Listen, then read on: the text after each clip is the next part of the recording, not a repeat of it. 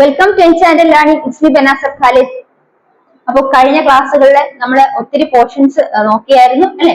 അപ്പം ഈ ചാനലിൽ പുതിയതായിട്ട് സബ്സ്ക്രൈബ് ചെയ്തിട്ട് ആരെങ്കിലും ഉണ്ടെങ്കിൽ തീർച്ചയായും എന്റെ പ്ലേലിസ്റ്റ് സെർച്ച് ചെയ്ത് നിങ്ങൾക്ക് ആവശ്യമുള്ള ക്ലാസ്സുകൾ കാണാൻ ശ്രമിക്കുക.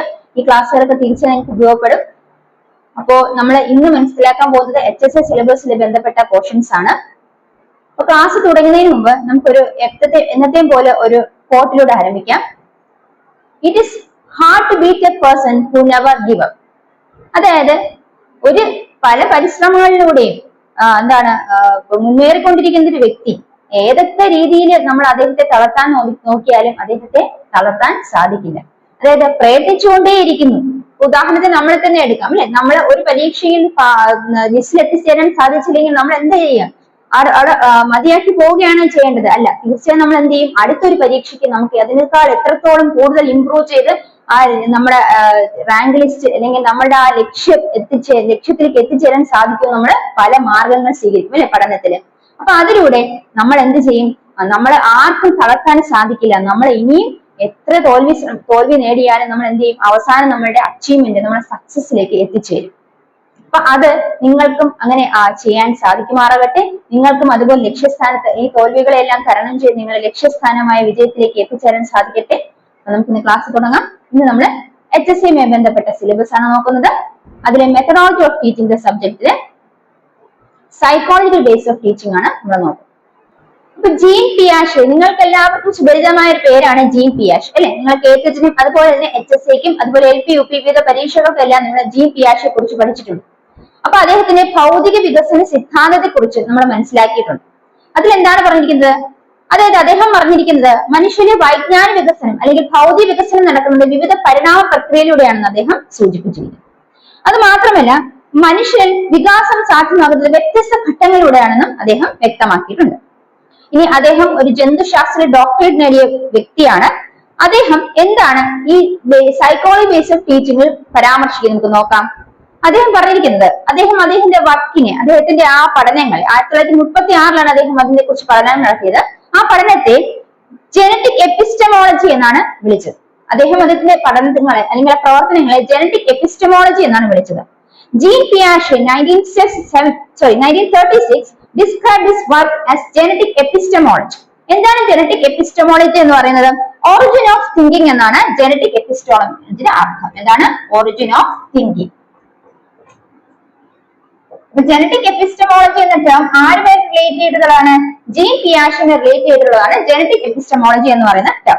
ഇനി അദ്ദേഹത്തിന് ഈ ജനറ്റിക് എപ്പിസ്റ്റമോളജി അദ്ദേഹത്തിന്റെ വർക്കിനെ ഡിസ്ക്രൈബ് ചെയ്തിരുന്നതാണ്. ഇനി അതുപോലെ ജനറ്റിക് എപ്പിസ്റ്റമോളജി എന്ന വാക്കിന്റെ അർത്ഥം ഒറിജിൻ ഓഫ് തിങ്കിങ് ആണെന്ന് നിങ്ങൾക്ക് അറിയാം. എന്താണ് ജനറ്റിക്സ് എന്ന് പറയുന്നത്? It is a scientific study of where things come from their origin. ഇപ്പൊ എവിടെ നിന്നാണ് ഒരു വസ്തുക്കൾ എങ്ങനെയാണ് വന്നത്, നമ്മുടെ ഹെറിഡിറ്റി അല്ലെങ്കിൽ ഏതൊക്കെ വഴിയിലൂടെയാണ് വസ്തുക്കൾ ഇന്നത്തെ ഒരു അവസ്ഥയിലേക്ക് എത്തിച്ചേർന്നത് എന്ന് മനസ്സിലാക്കുന്ന ഒരു സയന്റിഫിക് സ്റ്റഡിയാണ് എന്താ ജനറ്റിക്സ് എന്ന് പറയും. അപ്പൊ അതുപോലെ ജനറ്റിക് എപ്പിസ്റ്റമോളജി എന്ന് പറയുന്നത് അദ്ദേഹം ഒറിജിൻ ഓഫ് തിങ്കിങ് എന്നാണ് അവിടെ സൂചിപ്പിച്ചിരിക്കുന്നത്. ഇനി എന്താണ് epistemology? It is a concern with the basic characteristics of thinking, that is to say the framework or structural properties of intelligence. അതായത് എപ്പിസ്റ്റമോളജി എന്ന് പറയുന്നത് എന്തുമായിട്ട് ബന്ധപ്പെട്ടതാണ്? ഒറിജിൻ ഓഫ് തിങ്കിങ്ങുമായിട്ട് ബന്ധപ്പെട്ടതാണ് അല്ലെ. എങ്ങനെയാണ് ആ ചിന്ത എങ്ങനെയാണ് ഉണ്ടായത്? അതാണ് എപ്പിസ്റ്റമോളജി, ഒറിജിൻ ഓഫ് തിങ്കിങ്. അത് എന്ന് പറയുന്നത് ഇദ്ദേഹത്തിനെ സംബന്ധിച്ചിടത്തോളം ഫ്രെയിംവർക്ക് ഓഫ് ഇന്റലിജൻസ് എന്നാണ് പറയുന്നത്.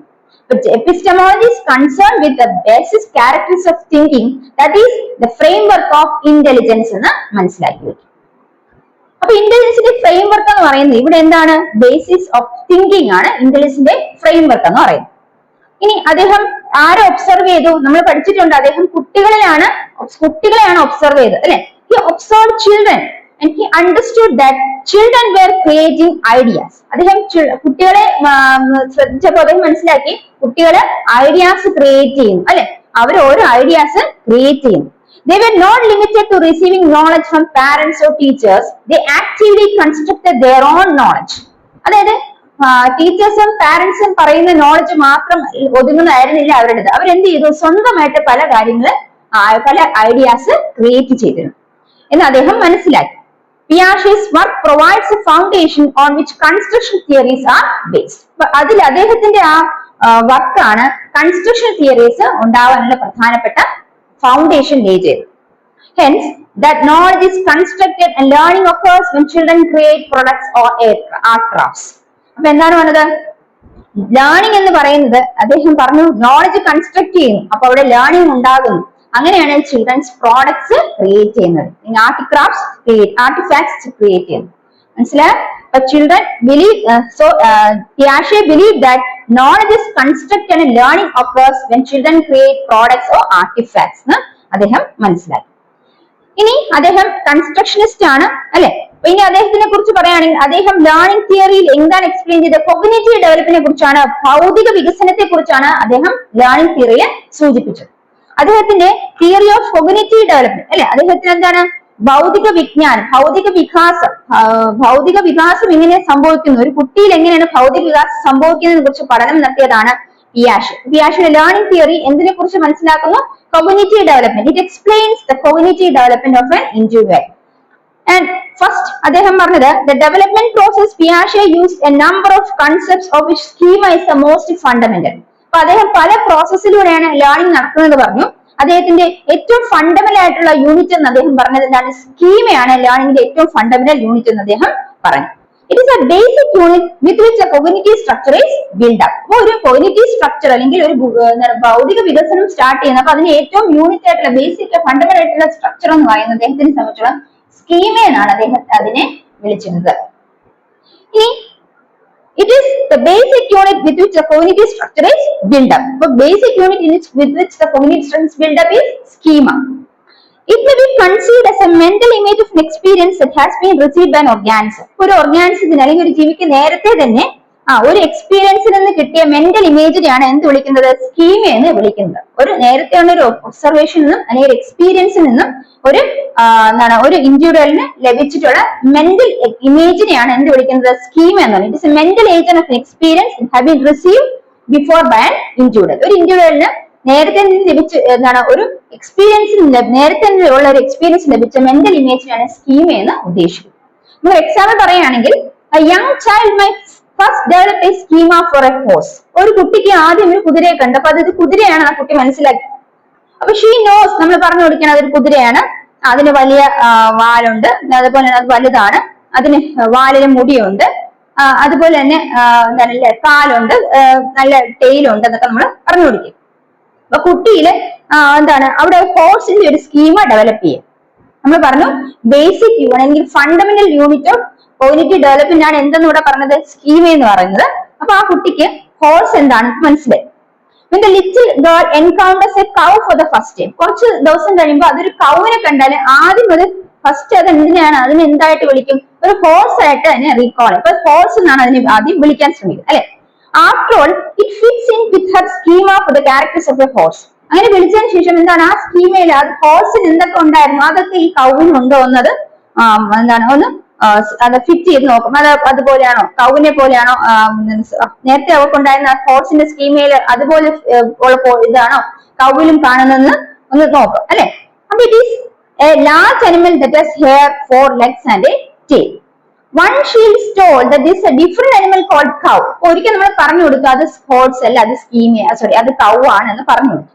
അപ്പൊ അവിടെ എന്ത് ചെയ്യും? അവരുടെ എക്സിസ്റ്റൻസ് സ്കീമ, ഹോഴ്സ് എന്ന് പറയുന്നതിനുള്ള എക്സിസ്റ്റൻസ് സ്കീമയെ അവിടെ മാറ്റി അത് കൗ ആണെന്ന് ഇപ്പൊ അത് തിരിച്ചറിഞ്ഞു.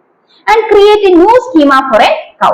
അപ്പൊ നേരത്തെ ഹോഴ്സിനെ കുറിച്ച് മാത്രമേ അറിഞ്ഞുള്ളൂ. അപ്പൊ ഏതൊരു ജീവിയെ കണ്ടാലും അത് ഹോഴ്സ് ആണ്, അത് അതുപോലെ സാമ്യമുള്ളതെല്ലാം ഹോഴ്സ് എന്ന് തെറ്റിദ്ധരിച്ചു അല്ലെ. പിന്നെ അതിന് പറഞ്ഞ് മനസ്സിലാക്കി കൊടുക്കുമ്പോൾ അത് മറ്റൊരു ജീവിക്ക് അതിൽ വേറൊരു സ്കീമ ഡെവലപ്പ് ചെയ്യുന്നതായിട്ട് നമുക്ക് കാണാൻ സാധിക്കും. സ്കീമ മീൻസ് ബേസിക് അല്ലെങ്കിൽ fundamental unit of cognitive development നമ്മൾ മനസ്സിലാക്കും.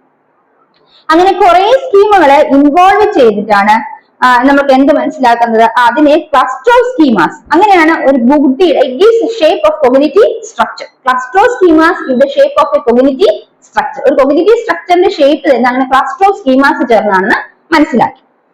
And it is evident that therefore the efficiency of the cognitive development of individual is determined by the number, variety and quality of schemas and also the way in which they are systematically and meaningfully linked to form a structure. അതായത് ഒരു ഇൻഡിവിജ്വലിന്റെ cognitive development efficiency എന്തിലൂടെ മനസ്സിലാക്കാം? എത്ര സ്കീമുകൾ അല്ലെ, എത്ര variety, എത്ര quality സ്കീമുകളാണ് അതിലൂടെ develop ചെയ്യാൻ സാധിച്ചത്. എന്നിട്ട് അത് എങ്ങനെയാണ് സിസ്റ്റമാറ്റിക്കലാണ്, മീനിങ്ഫുൾ ആയിട്ടാണ് ലിങ്ക് ചെയ്ത് ഒരു സ്ട്രക്ചർ ഫോം ചെയ്തിരിക്കുന്നത്, കോഗ്നിറ്റീവ് ഡെവലപ്മെന്റ് സ്ട്രക്ചർ ഫോം ചെയ്തിരിക്കുന്നത്. അതിൽ നിന്ന് നമുക്ക് ഒരാളുടെ കോഗ്നിറ്റീവ് ഡെവലപ്മെന്റിന്റെ എഫിഷ്യൻസി തിരിച്ചറിയാൻ സാധിക്കും. അപ്പൊ ഒരു ഇൻഡിവിജ്വലിന്റെ കോഗ്നിറ്റീവ് ഡെവലപ്മെന്റ് എഫിഷ്യൻസി എങ്ങനെ തിരിച്ചറിയാൻ സാധിക്കും? അതിന്റെ സ്കീമയുടെ നമ്പർ, വെറൈറ്റി, അതുപോലെ ക്വാളിറ്റി, അതുപോലെ തന്നെ അത് ആ സ്കീം സ്ട്രക്ചറിൽ അറേഞ്ച് ചെയ്തിരിക്കുന്ന സിസ്റ്റമാറ്റിക് ആയിട്ട് അറേഞ്ച് ചെയ്തിരിക്കുന്നതും അതിൽ മീനിങ്ഫുൾ ആയിട്ട് അറേഞ്ച് ചെയ്ത സ്ട്രക്ചർ ഫോം ചെയ്യുന്നത്, അത് എത്രത്തോളം എഫിഷ്യൻസി, എത്രത്തോളം സിസ്റ്റമാറ്റിക് ആൻഡ് മീനിങ്ഫുൾ ആയിട്ടാണ് ആ സ്കീം അറേഞ്ച് ചെയ്തിരിക്കുന്നതെങ്കിൽ അതിൽ നിന്നൊക്കെ നമുക്ക് എന്ത് മനസ്സിലാക്കാൻ സാധിക്കും? ഒരു ഇൻഡിവിജ്വലിന്റെ കോഗ്നിറ്റീവ് ഡെവലപ്മെന്റ് എഫിഷ്യൻസി മനസ്സിലാക്കാൻ സാധിക്കും. അപ്പൊ ഇവിടെ കോഗ്നിറ്റീവ് ഡെവലപ്മെന്റ് എന്ന് പറഞ്ഞ പിയാഷെ 2 പ്രോസസ്സിലൂടെയാണ് കോഗ്നിറ്റീവ് ഡെവലപ്മെന്റ് എക്സ്പ്ലെയിൻ ചെയ്തിരിക്കുന്നത്. Adaptation and equilibrium. നമ്മൾ പറഞ്ഞു ഒരു കുട്ടിയിൽ നമ്മൾ ആദ്യം ഒരു ഹോഴ്സ് എന്ന് പറയുന്ന ഒരു സ്കീം, ഒരു കുട്ടിക്ക് ഹോഴ്സ് എന്താണെന്ന് പറഞ്ഞു കൊടുത്തു. അപ്പൊ ആ ഹോഴ്സിന്റെ ടെയില്, അതുപോലെ തന്നെ അതിന്റെ ലാർജ് സൈസ്, അതുപോലെ തന്നെ അതിന്റെ ഷേപ്പ് ഒക്കെ വെച്ച് കുട്ടി ഹോഴ്സ് എന്ന് പറയുന്ന ഒരു സ്കീം ഡെവലപ്പ് ചെയ്ത് വെച്ചിരിക്കുക. അപ്പൊ ഈ കുട്ടി കുറച്ച് ദിവസം കഴിയുമ്പോൾ കൗവിനെ കാണുമ്പോൾ അതിന് ആദ്യം ഹോഴ്സ് എന്നാണ്, അതിന്റെ സെയിം സംഭവങ്ങൾ, സെയിം സ്ട്രക്ചർ കാണുമ്പോൾ ഹോഴ്സ് തന്നെ ഇത് ചെയ്യുന്നു. അപ്പൊ നമ്മൾ പറഞ്ഞ് മനസ്സിലാക്കി കൊടുക്കുമ്പോൾ അനദർ സ്കീമാണ് അവിടെ ആ കുട്ടിയില് ഡെവലപ്പ് ചെയ്യുന്നത്. അപ്പൊ അതിന് കൺഫ്യൂഷൻ ഉണ്ടാവും. അപ്പൊ അത് നമ്മൾ പറഞ്ഞ് മനസ്സിലാക്കുമ്പോൾ മറ്റൊരു സ്കീം ആ കുട്ടിയില് ഡെവലപ്പ് ചെയ്യും. അങ്ങനെ ഇങ്ങനെ സ്കീമാസ് കണക്ട് ചെയ്താണ് എന്താണ് നമ്മൾ പറഞ്ഞത്, കോഗ്നിറ്റീവ് ഡെവലപ്മെന്റ് കുട്ടികളിൽ ഉണ്ടാകുന്നതാണ് ഇവിടെ പിയാഷെ മെൻഷൻ ചെയ്തത്. ഇനി അദ്ദേഹം പറഞ്ഞത് കോഗ്നിറ്റീവ് ഡെവലപ്മെന്റ് 2 പ്രോസസ്സിലൂടെയാണ്, അഡാപ്റ്റേഷൻ, ഇക്വിലിബ്രിയം എന്ന് പറഞ്ഞ 2 പ്രോസസ്സിലൂടെയാണ് കോഗ്നിറ്റീവ് ഡെവലപ്മെന്റ് നടക്കുന്നത് എന്നാണ് അദ്ദേഹം പറഞ്ഞത്. അപ്പൊ അതെങ്ങനെയാണെന്ന് നോക്കാം. അപ്പൊ ജീൻ പിയാഷെയുടെ cognitive development it includes 2 processes, that is adaptation, equilibrium, where adaptation involves the child's changing to meet situation demands. Situation demands meet ചെയ്യുന്ന ചൈൽഡിലെ ആ ഒരു ചൈൽഡിന് അതുമായി ബന്ധപ്പെട്ട കാര്യങ്ങളാണ് അഡാപ്റ്റേഷന് ഉള്ളത്. Child's changing to meet situation demand, situation ഡിമാൻഡ്സുമായിട്ട് ഈ ചൈൽഡ് എങ്ങനെ പൊരുത്തപ്പെട്ടു പോകുന്നു അതിനെയാണ് അനുരൂപീകരണം അല്ലെങ്കിൽ അഡാപ്റ്റേഷൻ എന്ന് പറയുന്നത്.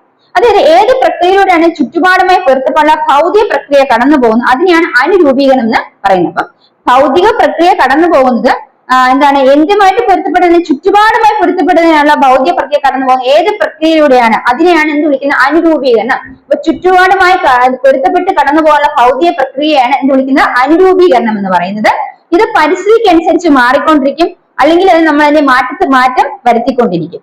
അപ്പം നമ്മൾ അതിനെ കുറിച്ചാണ് പഠിക്കാൻ പോകുന്നത്. അനുരൂപീകരണം എന്ന് പറഞ്ഞ് നമ്മൾ മനസ്സിലാക്കി, it involves the child's changing to meet the situation demands. അപ്പൊ ചുറ്റുപാടനുസരിച്ച് കുട്ടിയിലുണ്ടാകുന്ന ഭൗതികമായ വ്യത്യാസങ്ങൾ അല്ലെ, അത് ഏതൊക്കെ പ്രക്രിയയിലൂടെയാണ് കടന്നു പോകുന്നത് എന്നതിനെ കുറിച്ചാണ് അനുരൂപീകരണത്തിന് പറയുന്നത്. അപ്പൊ അവിടെ അഡാപ്റ്റേഷൻ വരുന്ന 2 പ്രക്രിയകളാണ് അസിമിലേഷനും അക്കോമഡേഷൻ. അപ്പൊ എന്താണ് അസിമിലേഷൻ എന്ന് നോക്കാം. Assimilation is the application of previous concepts to new concepts. അതായത് പ്രീവിയസ് കൺസെപ്റ്റിലേക്ക് പുതിയ കൺസെപ്റ്റുകൾ കൊണ്ടുവരുന്ന ആ ഒരു ആപ്ലിക്കേഷനെയാണ് അസിമിലേഷൻ എന്ന് പറയുന്നത്. ഉദാഹരണത്തിന് ഇപ്പൊ ഒരു കുട്ടി ഒരു വെയിലിനെ കാണുകയാണ്, വെയിലിനെ കണ്ടിട്ട് അത് ഫിഷ് ആണ് തിരിച്ച് വിചാരിക്കുന്നത്. എന്താണ്, അത് പ്രീവിയസ് കൺസെപ്റ്റില് അത്തരത്തിലൊരു ജീവിയെ കണ്ടാൽ ഫിഷ് എന്നേ അത് മനസ്സിലാക്കണം. നേരത്തെ നമ്മൾ പറഞ്ഞു ഹോഴ്സിനെ കണ്ടെത്തിയ കുട്ടി കുറച്ച് കഴിയുമ്പോൾ ഒരു കൗവിനെ കണ്ടാലും ഹോഴ്സ് ആണ് വിചാരിക്കും. അതാണ് എന്ന് പറയുന്നത്, ആ ഒരു പ്രീവിയസ് കൺസെപ്റ്റിൽ നിന്നും പുതിയ കൺസെപ്റ്റിലേക്ക് മാറണം. അതിനെയാണ് assimilation. It's application of previous concept to new concept. അപ്പൊ അവിടെ അക്കോമഡേഷൻ എന്ന് പറയുന്നത് പ്രീവിയസ് കൺസെപ്റ്റിനെ പുതിയ ഇൻഫർമേഷൻ വഴി അതിനെ നമ്മൾ മാറ്റുന്നു. അപ്പൊ കുട്ടിക്ക് ഫെമിലിയർ ആകുന്നു എല്ലാ ഇതുപോലെ ഇരിക്കുന്ന ജീവികളും ഫിഷ് അല്ല. ഈ ഒരു പർട്ടിക്കുലർ ജീവി ഓഷനിൽ ജീവിക്കുന്ന എല്ലാ ഫിഷസും ഫിഷ് എന്നാണ് നമ്മൾ പറയുന്നത്. ഇതിന് നമ്മൾ വെയിൽ എന്നാണ് മനസ്സിലാക്കുന്നത്. അപ്പൊ അതാണ് ഒരു പുതിയ ഒരു ഇൻഫർമേഷൻ, പ്രീവിയസ് കൺസെപ്റ്റ് ആ കുട്ടിക്ക് ഒരു പുതിയ ഇൻഫർമേഷൻ ആണ് ആ കുട്ടിക്ക് കിട്ടുന്നത്. അപ്പൊ അതാണ് നമ്മൾ എന്താണ് അസിമിലേഷൻ, സാത്മീകരണം എന്നാണ് അസിമിലേഷൻ പറയുന്നത്. മുമ്പേ തന്നെ രൂപീകരിക്കപ്പെട്ട ഭൗതിക ഘടനയുമായി ബന്ധപ്പെടുത്തിക്കൊണ്ട് അനുഭവങ്ങൾക്കും വീക്ഷണങ്ങൾക്കും അർത്ഥം നൽകുന്ന പ്രക്രിയയാണ് ഇത്. അതായത് മുമ്പേ തന്നെ രൂപീകരിക്കപ്പെട്ട ഭൗതിക ഘടന. അപ്പൊ ആ കുട്ടികൾ നേരത്തെ തന്നെ അതിൽ ഭൗതിക ഘടന ഫിഷിന്റെ, അതായത് മത്സ്യത്തിന് ഭൗതികമായിട്ട് ഘടനയുണ്ട് അല്ലെ, അത് ബന്ധപ്പെടുത്തി വെച്ചുകൊണ്ട് അത് എന്ത് ചെയ്യുന്നു, അത് വെയിലിനെ കാണുമ്പോഴും അത് ഫിഷ് എന്ന് വിചാരിക്കും. അപ്പൊ അതാണ് application of previous concept to new concept എന്നാണ് മനസ്സിലാക്കുന്നത്. ഇനി അക്കോമഡേഷൻ. അപ്പൊ സാത്മീകരണം എന്ന് പറയുന്നത് എന്താണ്, അവിടെ നമ്മുടെ പഠന ഫലമായിട്ട് ഇത് അതല്ല എന്ന് നമ്മൾ മനസ്സിലാക്കി കൊടുക്കുന്നു. അപ്പൊ എന്ത് സംഭവിക്കുന്നു, പുതിയ ഒരു ഇൻഫർമേഷൻ ആ കുട്ടിക്ക് കിട്ടുന്നു. പ്രീവിയസ് കൺസെപ്റ്റ് എന്ന് പുതിയൊരു ഇൻഫർമേഷനിലേക്ക് പോകുന്ന, ഓൾട്ടർ ചെയ്ത് പോകുന്നതിനാണ് അക്കോമഡേഷൻ എന്ന് പറയുന്നത്. അപ്പൊ അക്കോമഡേഷൻ എന്ന് പറയുന്നത് ഒരു പുതിയ വസ്തുത, അനുഭവം എന്ന് ഗ്രഹിക്കാനും മനസ്സിലാക്കാനും രൂപകൽപ്പന ചെയ്യപ്പെടാനുമുള്ള ഭൗതിക ഘടനയെ പരിവർത്തനം ചെയ്യാനുമുള്ള ആ ഒരു പ്രക്രിയയാണ് എന്ത് വിളിക്കുന്നത്? അക്കോമഡേഷനിൽ സമരസപ്പെടുത്തൽ എന്ന് വിളിക്കുന്നത്. അപ്പൊ അസിമിലേഷൻ എന്ന് പറയുന്നത് പ്രീവിയസ് കൺസെപ്റ്റിലേക്ക് പുതിയ കൺസെപ്റ്റിനെ ആപ്ലിക്കേഷൻ ചെയ്യുന്നു. ഇനി അക്കോമഡേഷൻ എന്ന് പറയുന്നത് എന്താണ്? ആ പ്രീവിയസ് കൺസെപ്റ്റിനെ പുതിയ ഇൻഫർമേഷൻ വഴി ഓൾട്ടർ ചെയ്യുന്നു.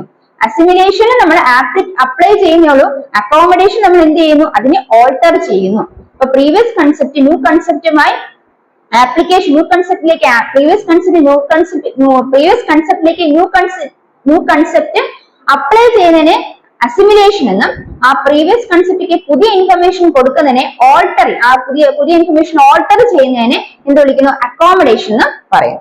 അപ്പൊ അസിമിലേഷനും അക്കോമഡേഷനും ചേർന്നാണ് എന്തുണ്ടാകുന്നത്? അഡാപ്റ്റേഷൻ ഉണ്ടാകുന്നത്. അപ്പൊ അഡാപ്റ്റേഷനിലൂടെയാണ് കുട്ടി അതിന്റെ ചുറ്റുപാടുമായിട്ട് പൊരുത്തപ്പെട്ട് ഐഡിയാസ് അല്ലെങ്കിൽ ഓരോ സ്കീമ ഡെവലപ്പ് ചെയ്യുന്നത് മനസ്സിലാക്കാം. ഇനി അങ്ങനെ അത് മനസ്സിലാക്കുന്നു. ഇനി നമ്മുടെ ഇക്വിലിബ്രിയം എന്ന് പറയുന്ന സ്റ്റേജ് എന്താണ്? ഇക്വിലിബ്രിയം ഒരു വ്യക്തിയുടെ ഭൗതിക ഘടനയും ചുറ്റുപാട് അനുഭവങ്ങളും വീക്ഷണം തമ്മിലുള്ള സന്തുലനാവസ്ഥ കണ്ടെത്താൻ അന്വേഷണമാണ് ഈ പദം കൊണ്ട് സൂചിപ്പിക്കുന്നത്. അതായത് ചിന്തയുടെ പുനർനിർമ്മാണത്തിൽ മാത്രമേ ഇത്തരം അവസ്ഥ നേടിയെടുക്കാൻ സാധിക്കുകയുള്ളൂ. അപ്പം ഇക്വിലിബ്രിയം എന്ന് പറയുന്നത് it is A search for balance between self and world and it involves a matching of child's adaptive function to situation demands. അപ്പൊ ഏതൊക്കെ രീതിയിലൂടെയാണ് അത് രണ്ടും പൊരുത്തപ്പെട്ട് പോകുന്നത്, ആ ഒരു കാര്യങ്ങൾ പൊരുത്തപ്പെട്ടു. It keeps infant moving along developmental pathway, allowing him or her to make increasingly effective adaptations. അതായത് വ്യക്തിയുടെ ഭൗതിക ഘടനയും ചുറ്റുപാടുമുള്ള അനുഭവങ്ങളും വീക്ഷണങ്ങളും തമ്മിലുള്ള സന്തുലനാവസ്ഥ കണ്ടെത്തുന്ന അന്വേഷണമാണ് ഈ പദം കൊണ്ട് സൂചിപ്പിക്കുന്നത്. ഒരു വ്യക്തിയുടെ ഭൗതിക ഘടനയും ചുറ്റുപാടുമുള്ള അനുഭവങ്ങളും വീക്ഷണം തമ്മിലുള്ള സന്തുലനാവസ്ഥ കണ്ടെത്തുന്ന അന്വേഷണമാണ് ഈ പദം കൊണ്ട് സൂചിപ്പിക്കുന്നത്. ചിന്തയുടെ പുനർനിർമ്മാണത്തിൽ മാത്രമേ ഇത്തരം അവസ്ഥ നേടിയെടുക്കാൻ സാധിക്കുകയുള്ളൂ. അപ്പൊ ഇക്വിലിബ്രിയം സന്തുലിതാവസ്ഥ നേടണമെങ്കിൽ ചിന്തയുടെ പുനർനിർമ്മാണം നടക്കുന്നു, ചിന്തയുടെ പുനർനിർമ്മാണം നടക്കണം. സാഹചര്യങ്ങളെ പൊരുത്തപ്പെട്ടുള്ള വ്യക്തിയുടെ ബോധപൂർവമായ യത്നത്തിന്റെ ഫലവുമാണിത്. വ്യക്തികൾ പലപ്പോഴും അസന്തുലിതമായ അവസ്ഥയിലൂടെ കടന്നു പോകാറുണ്ട്. അപ്പൊ ഇവിടെ നമ്മൾ മനസ്സിലാക്കി. അപ്പൊ കുട്ടിക്ക് ആദ്യം നമ്മൾ പറഞ്ഞു എന്താണ് അതിന് ഉണ്ടായിരുന്ന ഒരു ഐഡിയ അല്ലെ, അതെന്താണ്? ആ ഫിഷ് എന്ന് മാത്രമുള്ള ഒരു ഐഡിയ ഉണ്ടായിരുന്നുള്ളൂ. അപ്പൊ അത് ആ ഒരു മനസ്സിലാക്കി കൊണ്ടിരുന്നപ്പോഴാണ് മറ്റൊരു വസ്തു അതിനുപോലെ സാമ്യമാണ് മറ്റൊരു വസ്തുവിനെ കാണാൻ സാധിക്കുന്നു. അപ്പൊ അതും ഫിഷ് ആണെന്ന് തെറ്റിദ്ധരിക്കുന്നു. അപ്പൊ അവിടെ അതിന്റെ ഐഡിയ പുതിയൊരു കൺസെപ്റ്റ് അവിടെ ഉണ്ടാകുകയാണ്. പ്രീവിയസ് കൺസെപ്റ്റിൽ നിന്നാണ് പുതിയ കൺസെപ്റ്റിനെ അത് അപ്ലൈ ചെയ്യുന്നത്. അപ്പൊ അതിനെയാണ് application of previous concept new കൺസെപ്റ്റിനെയാണ് എന്ന് പറയുന്നത് അസിമിലേഷൻ എന്ന് പറയുന്നത്. ഇനി അക്കോമഡേഷൻ എന്ന് പറയുന്നത് ഈ പ്രീവിയസ് കൺസെപ്റ്റിനെ ഒരു ന്യൂ ഇൻഫർമേഷനിലേക്ക് ഓൾട്ടർ ചെയ്യുന്നതിനാണ് അക്കോമഡേഷൻ എന്ന് പറയുന്നത്. അപ്പൊ ഈ രണ്ട് പ്രോസസ്സും നടന്നു കഴിഞ്ഞാൽ മാത്രമേ എന്താണ് ഈ പറയുന്ന ഒരു ചുറ്റുപാടുമായിട്ട് അല്ലെങ്കിൽ എന്താണ് അതിന്റെ സിറ്റുവേഷൻ ഡിമാൻഡ്സുമായിട്ട് അതിനെ ചേഞ്ച് വരുത്തി അതിനെ മീറ്റ് ചെയ്യാൻ സാധിക്കുള്ളൂ. ഒരു കുട്ടിക്ക് ആ ഒരു കാര്യം അല്ലെങ്കിൽ മനസ്സിലാക്കാൻ സാധിക്കുള്ളൂ. അപ്പം അവിടെ കുട്ടിയിൽ ഉണ്ടാകുന്ന എന്താണ് ഇക്വിലിബ്രിയം, എന്നിട്ട് ആ ഒരു ചിന്തയുടെ പുനർനിർമ്മാണത്തിലൂടെ മാത്രമേ ഇക്വിലിബ്രിയം സ്റ്റേജിലേക്ക് അതിന് എത്താൻ സാധിക്കൂ. അപ്പൊ അതിന് ആദ്യം ഇപ്പൊ എന്താണ് അതിന് ഇപ്പൊ ഒരു കൺഫ്യൂഷൻ ഉണ്ടായ സമയത്ത് അത് ഡിസ്ഇക്വിലിബ്രിയം സ്റ്റേജിലേക്ക് പോയി. പിന്നെ അത് മനസ്സിലാക്കിയ സമയത്ത് അത് ഏത് സ്റ്റേജിലേക്ക് വന്നു? ഇക്വിലിബ്രിയം സ്റ്റേജിലേക്ക്. അപ്പൊ അതിന് സന്തുലിതാവസ്ഥയിലേക്ക് എത്തിച്ചേരും. ഇനി അടുത്ത മറ്റൊരു സംഭവം കാണുമ്പോൾ അത് ഇതുപോലെ വരുമ്പോൾ അത് പിന്നെ എന്താ അവിടെ അതുമായിട്ട് അഡാപ്റ്റ് ചെയ്ത് പോകുന്നതിന് ആ പ്രോസസ് സ്വീകരിക്കും. അഡാപ്റ്റേഷന് അവിടെ അസിമിലേഷൻ വരും, അക്കോമഡേഷൻ വരും, എന്നിട്ട് ഇക്വിലിബ്രിയത്തിലേക്ക് പോകും. പിന്നെ ഇതുപോലെ അങ്ങനെയാണ് നോളജിന്റെ അല്ലെങ്കിൽ എന്താണ് കോഗ്നിറ്റീവ് സ്ട്രക്ചർ ഡെവലപ്മെന്റ് നടക്കുന്നതെന്നാണ് ജീൻ പിയാഷെ നമുക്ക് മനസ്സിലാക്കി തരുന്നത്. അപ്പൊ അത്തരത്തില് സ്കീമ ഡെവലപ്പ് ചെയ്താണ് കോഗ്നിറ്റീവ് സ്ട്രക്ചർ ഡെവലപ്പ് ചെയ്യുന്നത് അദ്ദേഹം മനസ്സിലാക്കി. അപ്പൊ കോഗ്നിറ്റീവ് ഡെവലപ്മെന്റ് നടക്കുന്നത് എങ്ങനെയാണെന്ന് വെച്ചാൽ കോഗ്നിറ്റീവ് ഡെവലപ്മെന്റ് ചിൽഡ്രൻ അഡോളസൻസ് പിയാഷെ ഐഡന്റിഫൈ 4 മേജർ സ്റ്റേജസ്. അപ്പൊ അതിന് നമ്മൾ പിയാഷെയുടെ 4 മേജർ സ്റ്റേജസിനെ കുറിച്ച് മനസ്സിലാക്കിയിട്ടുണ്ട്. പിയാഷെ എങ്ങനെയാണ് കുട്ടികളിലും അഡോളസൻസിലും കോഗ്നിറ്റീവ് ഡെവലപ്മെന്റ് നടത്തുന്നത് മനസ്സിലാക്കി. അത് 4 സ്റ്റേജസ് ആണെന്ന് പറഞ്ഞു. Sensory motor, pre operation, concrete operation and formal operation. ഈ 4 സ്റ്റേജസിലൂടെയാണ് കോഗ്നിറ്റീവ് ഡെവലപ്മെന്റ് നടക്കുന്നത് മനസ്സിലാക്കി. ഇനി പിയാഷെ believe that all children pass through these phases to advance next level cognitive development. ഈ ഒരു ഫേസസ് ഓഫ് ഡെവലപ്മെന്റ് കൂടെ പാസ് ചെയ്തിട്ടാണ് എല്ലാ കുട്ടികളും കോഗ്നിറ്റീവ് ഡെവലപ്മെന്റ് അഡ്വാൻസ് നെക്സ്റ്റ് സ്റ്റേജിലേക്ക് എത്തപ്പെടുന്നതെന്ന് അദ്ദേഹം മനസ്സിലാക്കി. അപ്പൊ നമ്മൾ ഇന്ന് നമ്മൾ എങ്ങനെയാണ് നമ്മൾ സൈക്കോളജിക്കൽ ബേസ് ഓഫ് ടീച്ചിങ്, പിയാഷെ ഇംപ്ലിക്കേഷൻസ് കുറിച്ചും ജനറ്റിക് എപ്പിസ്റ്റമോളജി, അതുപോലെ സ്കീമ എന്ന ടേമിനെ കുറിച്ച് മനസ്സിലാക്കി. ഇദ്ദേഹം പറഞ്ഞത്, അതായത് കോഗ്നിറ്റീവ് സ്ട്രക്ചർ ഡെവലപ്മെന്റ് എങ്ങനെയാണ്, കുറെ സ്കീമാസ് അല്ലെ, ക്ലസ്റ്റർ ഓഫ് സ്കീമാസ് ചേർന്നാണ് കോഗ്നിറ്റീവ് സ്ട്രക്ചർ ഡെവലപ്പ് ചെയ്ത്, അങ്ങനെയാണ് കുട്ടിയിൽ കോഗ്നിറ്റീവ് ഡെവലപ്മെന്റ് ഉണ്ടാകുന്നത് നമ്മൾ മനസ്സിലായി. അപ്പൊ ഒരു കുട്ടിയിൽ ഒരു സ്കീം അല്ലെങ്കിൽ ഡിസ്ഇക്വിലിബ്രിയം വരുമ്പോൾ ഒരു സ്കീം ഉണ്ടായിരുന്ന ഒരു പ്രീവിയസ് കൺസെപ്റ്റ് എവിടെ, അതാണ് ഇവിടെ സ്കീം ഉദ്ദേശിക്കുന്നത്. ആ കൺസെപ്റ്റിൽ എന്ത് സംഭവിക്കും, ഒരു കൺഫ്യൂഷൻ ഉണ്ടാകും. അപ്പൊ അത് ഡിസ്ഇക്വിലിബ്രിയത്തിൽ പോകും. അപ്പൊ അതിന് മനസ്സിലാക്കാൻ വേണ്ടിയിട്ട് അത് ആ സിറ്റുവേഷനിൽ അഡാപ്റ്റ് ചെയ്യുന്നതിന് വേണ്ടിയിട്ടാണ് അത് അസിമിലേഷൻ അക്കോമഡേഷൻ എന്ന് പറയുന്ന പ്രോസസ് അവിടെ നടക്കുന്നത്. അപ്പൊ അസിമിലേഷനിലൂടെ പ്രീവിയസ് കൺസെപ്റ്റിലേക്ക് നമ്മൾ പുതിയൊരു കൺസെപ്റ്റ് അപ്ലൈ ചെയ്യുന്നു. അക്കോമഡേഷനിലൂടെ പ്രീവിയസ് കൺസെപ്റ്റിലേക്ക് ന്യൂ ഇൻഫർമേഷൻ അതിനെ ഓൾട്ടർ ചെയ്ത് വെക്കുന്നു. പ്രീവിയസ് കൺസെപ്റ്റിൽ നിന്ന് ന്യൂ ഇൻഫർമേഷനിലേക്ക് ഓൾട്ടർ ചെയ്യും.